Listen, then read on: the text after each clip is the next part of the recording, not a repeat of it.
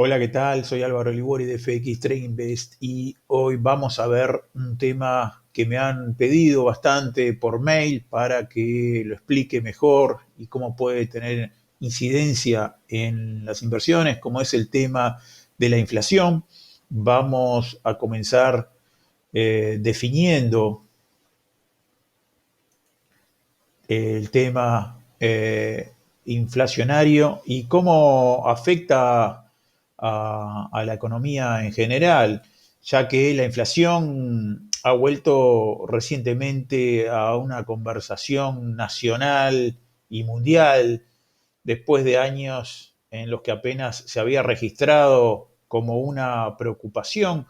Las cifras del índice de precios al consumidor de mayo en los Estados Unidos mostraron que los precios habían aumentado un 0,8% en abril con respecto al mes anterior y se había elevado la cifra de un 4,2% con respecto al año anterior, como lo vemos acá en la gráfica. Acá tenemos este 4%. Fíjense la tasa de inflación que había estado en los años anteriores, ¿no? Nos tendríamos que remontar a niveles del 2008, que casi llegó, 2007, casi llegó a los 6, al 6%. Eh, entonces, si bien estos resultados no están garantizando una tendencia a largo plazo, lo que muestran las encuestas es un aumento significativo en las expectativas de inflación de los consumidores. Fíjense la elevada desde el 2020, cómo se elevó la inflación en, en Estados Unidos. Los principales impulsores de esta inflación, podemos decir que es el dinero que le ingresó a la economía a partir de los masivos estímulos, cuando se daban bonos a todos los estadounidenses de $2.000 por mes. Fue esta pandemia del 2020 una generalización de divisas impresionante. También se debe, otro de los factores que están impulsando esta inflación es la recuperación económica que está en curso. Hay indicadores que la economía se está recuperando bastante fuerte y también a nivel mundial, ¿no? China, Europa. A su vez, hay que agregarle que hay una confianza de los consumidores de que esto vaya saliendo y entonces empiecen a gastar más. Durante la última década, la inflación había tenido un promedio muy por debajo, como lo vemos, de la tasa objetivo que tiene Estados Unidos. La tasa objetivo es del 2%, que fue establecida por la Reserva General y ha estado disminuyendo desde el 2000, desde el 1980. Eh, Otro concepto es el tema de cómo se mide y se controla la inflación. A diferencia de un aumento repentino en el precio de cualquier producto o servicio específico, la inflación se refiere a un aumento amplio en los precios de los bienes y servicios en la economía, pero a largo tiempo. Una variedad de los índices, incluido el IPC de la Oficina de Estadísticas Laborales, lo que hacen es rastrear el aumento y la caída de los precios. La Reserva Federal es la que se encarga de controlar la inflación, utiliza el índice de gasto de consumo personal y lo que hace es medir los precios en una amplia gama de gastos de consumo. La principal herramienta de la Fed para gestionar la inflación es subir o bajar las tasas de interés. Acá tenemos la tasa de interés a largo plazo desde el 2001. hasta la fecha. Entonces, como decíamos, esta tasa de este control que tiene la Fed manipulando la tasa de interés es que cuando la economía está en apuros y la inflación se mantiene por debajo del objetivo del 2%, la Fed lo considera esto saludable.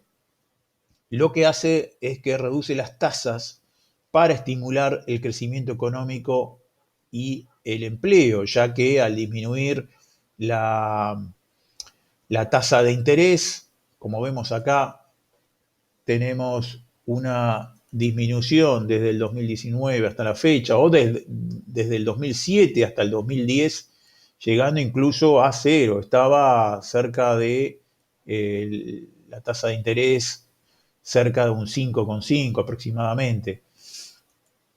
Entonces, al disminuir la tasa,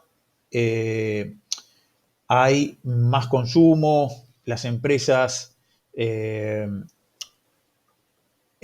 pueden producir más, pueden contratar más crédito para poder producir más y eso hace que redunde en un bajo precio en sus productos y la gente consuma más. Entonces, como decíamos, cuando la economía después se calienta, el aumento de las tasas va a ayudar a desacelerar esa economía y evitar que la inflación se salga de control. Sin embargo, con una inflación promedio de solo 1,6 anual en la década previa a la pandemia, y también querían evitar interrumpir la recuperación de la economía, la Fed ha dicho que va a mantener las tasas bajas y lo que va a permitir que la inflación aumente y se mantenga por encima del 2% durante el tiempo que sea necesario para llevar a cabo el promedio a largo plazo, que es lo que le interesa a la Fed para regresar a los niveles objetivos.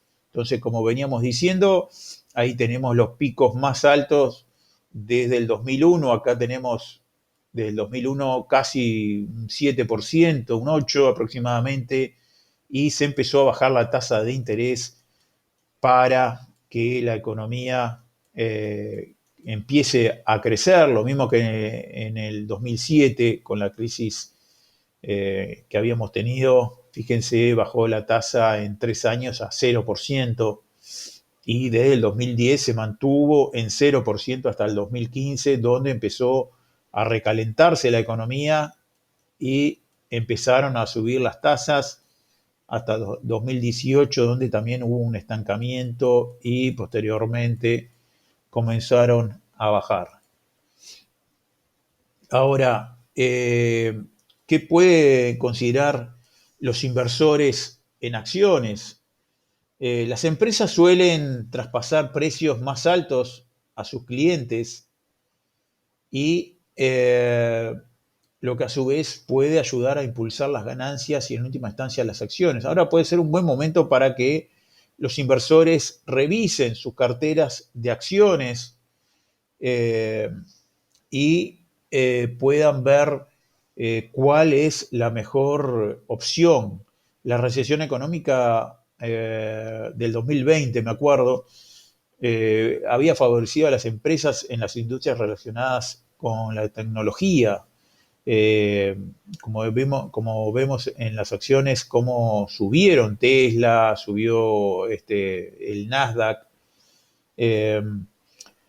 Con la inflación y las expectativas de crecimiento en aumento a través de esa recuperación, es posible que los inversores ahora quieran considerar agregar eh, más acciones con más exposición a los bolsillos cíclicos de la economía, como pueden ser los fondos de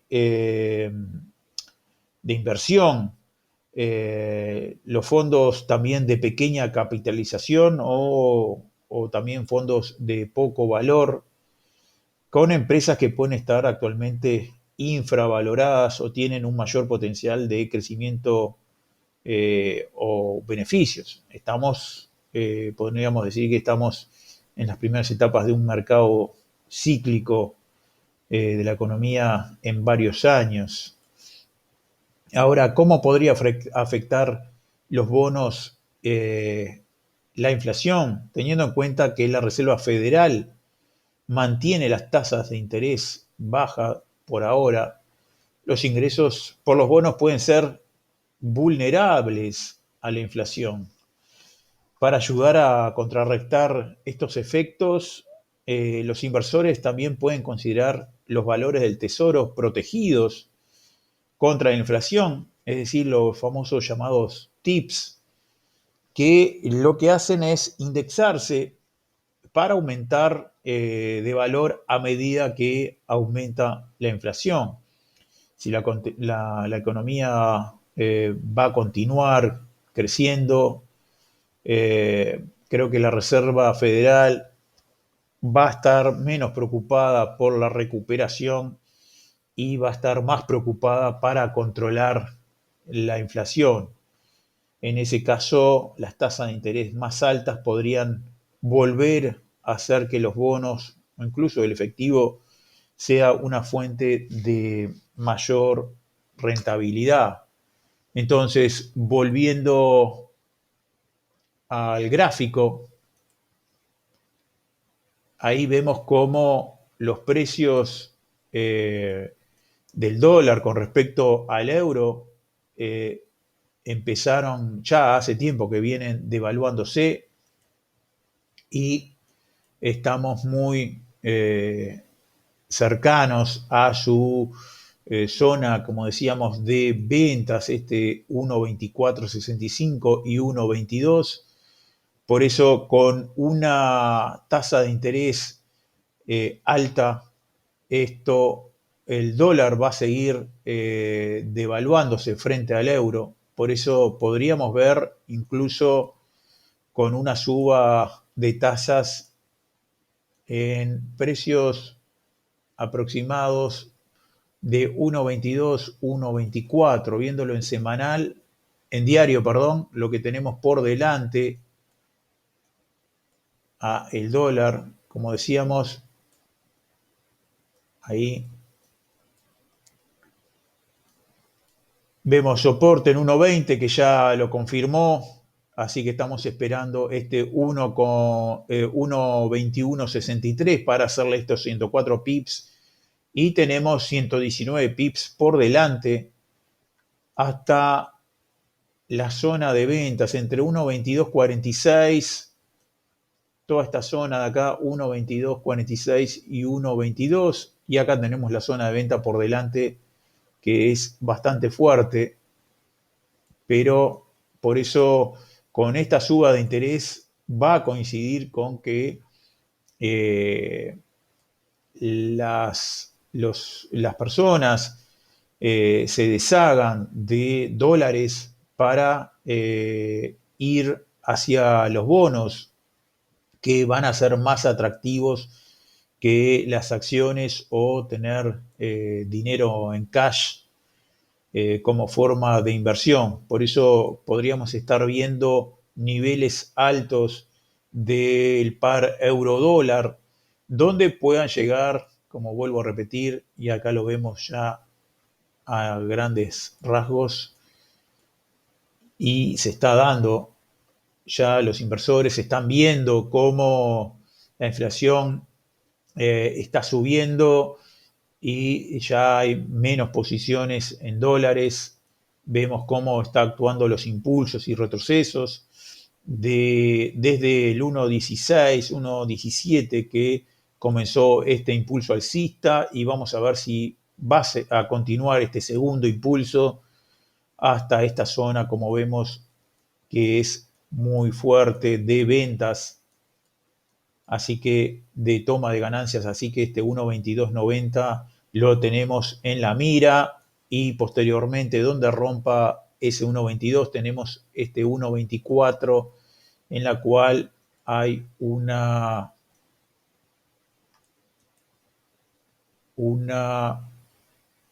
ganancia de 169 pips.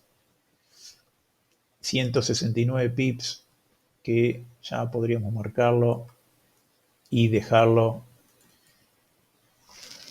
para futuras inversiones, por supuesto si rompe esos niveles, pero va de acuerdo a la futura suba de tasas y lo que se espera para la economía norteamericana. Si te gustó, dale like, comenta, suscríbete al canal, dale click a la campanita para tener videos exclusivos que le enviamos a nuestros suscriptores y nos vemos en próximos videos. Chau, chau.